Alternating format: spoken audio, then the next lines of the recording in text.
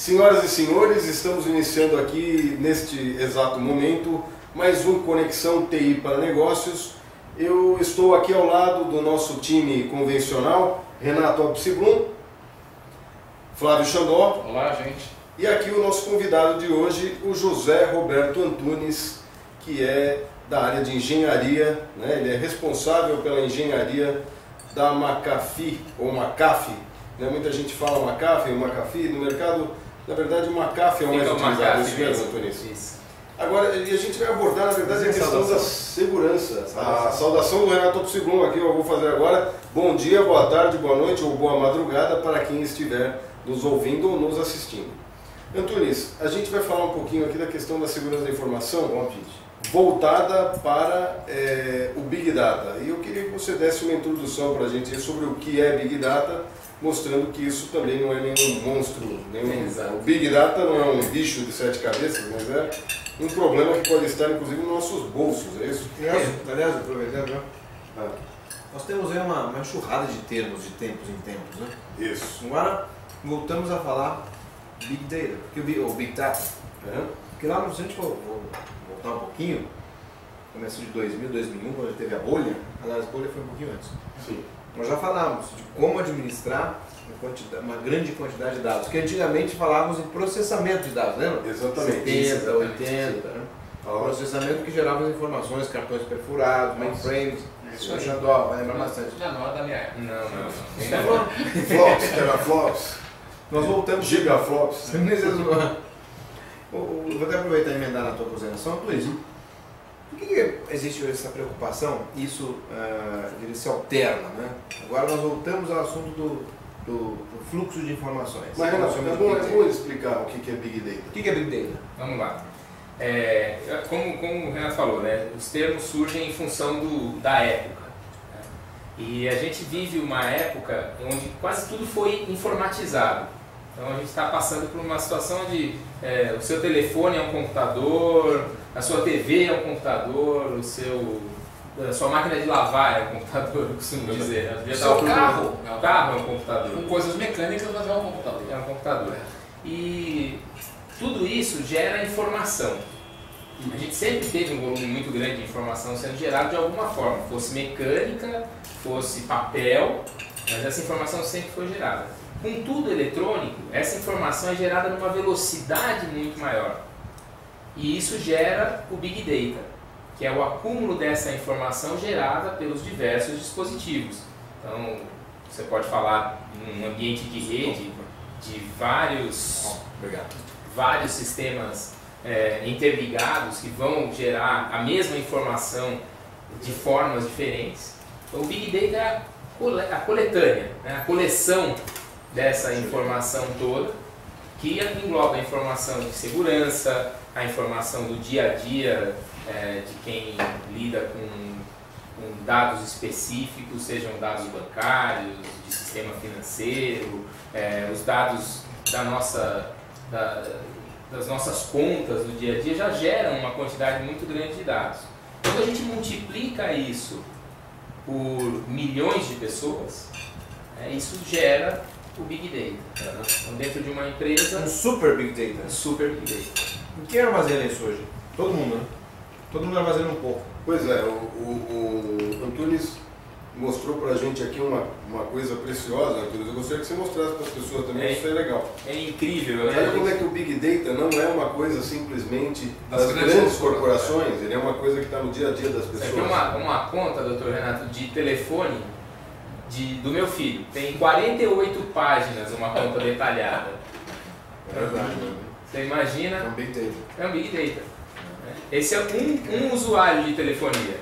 Multiplica isso por 200 milhões. Curioso é que ali tem uma ligação de 400 minutos, né? Tem. 444. Haja storage, né? Haja storage. Imagina isso, né? Isso aqui agora é o Big Data de uma pessoa. Isso. Imagina a operadora de telefonia, que tem vários Big Datas individuais, como é que ela tem de desafio aí, né? Falávamos aqui nos bastidores, inclusive, um assunto pontual, uma coincidência, estava conversando com uma pessoa que trabalha contigo sobre exatamente isso. Como fazer o registro e armazenamento de logs, discutimos isso, aliás, um desafio hoje para o mercado. Um mercado que tem, eu diria, uma regulamentação específica para isso, que obriga, por natureza, você tem que guardar esses registros, guardar esses logs por algum tempo. Por comandos legais, né? 5 anos, é uma coisa desse tipo. Fala-se muito em 5 anos para efeitos fiscais, Tá. 3 anos para os documentos, de acessos, IPs, etc. E daí por diante. Mas hoje a massa é muito grande. A massa de dados é muito grande. Esse é o desafio e vai aumentando. Eu lembro daquele projeto 7 Sim. de busca extraterrestre? Sim. É uma forma que eles pegavam o processamento e armazenamento, né? Dividiam entre os Sim. computadores. Em vários. Tinha também um projeto da Intel, né? Que é inclusive a dona da McAfee é a Intel. Né? Exato. É a empresa que adquiriu a McAfee. E a Intel tinha um projeto que era, agora eu me esqueci o nome dele, mas era de computação distribuída também, peer-to-peer, que você tinha um projeto para combate ao câncer. Uma pesquisa Pesquisa genética, ou Isso, proteínas, isso. ou coisa parecida. Exatamente, tinha a ver com engenharia genética. E daí você tinha computação distribuída trabalhando justamente vários computadores num tempo ocioso, ajudando a fazer um processamento em massa, que já era um conceito de nuvem. Né? A Intel é a grande, na verdade, uma empresa que tem uma visão à frente do tempo, porque ela está trabalhando na pesquisa do que a gente vai usar hoje, né? Que a gente vai usar amanhã, melhor dizendo. Uma coisa que eu estava pensando, na hora que você tem que tratar volumes tão grandes de informações, eu sempre gosto de fazer uma analogia com um encanamento hidráulico. Né? Você tinha um caninho assim, de 1 polegada, de repente no Big Data ele veio um cano de 1 metro de diâmetro, que passa uma quantidade gigante de informação. A preocupação da McAfee, assim, a McAfee está olhando, é porque é tanta informação que junto podem passar ameaças ou não é bem por aí. Como é que funciona a preocupação da McAfee? A maior preocupação é que você consiga entender essa informação toda. Imagina que a gente está falando aqui, batendo um papo e estamos gerando uma quantidade de informação, mas todo mundo aqui está compartilhando a mesma ideia. Dentro de um ambiente corporativo, acontecem muitos eventos ao mesmo tempo. Alguém passa o crachá na portaria, o outro abre a sala do data center, outra pessoa se loga na rede. Isso está acontecendo simultaneamente.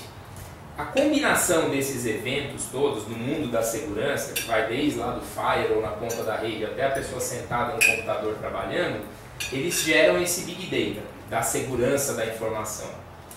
Essa combinação desses dados, se não for bem analisado, não serve para nada. Agora, quando eu consigo entender que alguém está dentro do data center fazendo alguma coisa que não deveria estar acontecendo, e eu sei isso porque eu consigo interpretar todas essas fontes de dados, aí eu estou conseguindo fazer segurança. E é o que a McAfee trabalha, para conseguir agregar essa informação, cruzar as informações. O tratamento, o termo é correlacionar. O tratamento dos dados. O tratamento dos Tratar dados. os dados. Tratar os dados de acordo com um objetivo. Vou buscar uma fraude, vou tentar entender como alguém está tirando proveito dessa falha. E aí... Quer dizer, falando de uma forma assim, mais simples para ajudar o nosso público a entender. Você ter milhares de registros de pessoas que entraram na empresa é uma coisa. Você ter, de repente, um log que alguém mandou desligar o servidor às 3 horas da manhã, que não era para ter desligado. Você tem milhares de registros no servidor. Você conseguir associar o horário que o servidor foi desligado com o horário que alguém adentrou num certo local da empresa, esse que é o pulo do gato. Essa é a chave. Essa é a chave. Ou o servidor está sendo desligado por uma pessoa que não está dentro da empresa. Seria mais o pulo. Quer dizer, eu consigo olhar e falar assim, essa pessoa não entrou na empresa, como que ela pode estar desligando? Mas aí ela vai cruzar com o log de conexões remotas. Exatamente. Aí eu vou para a conexão remota. Ela entrou remotamente? Por onde?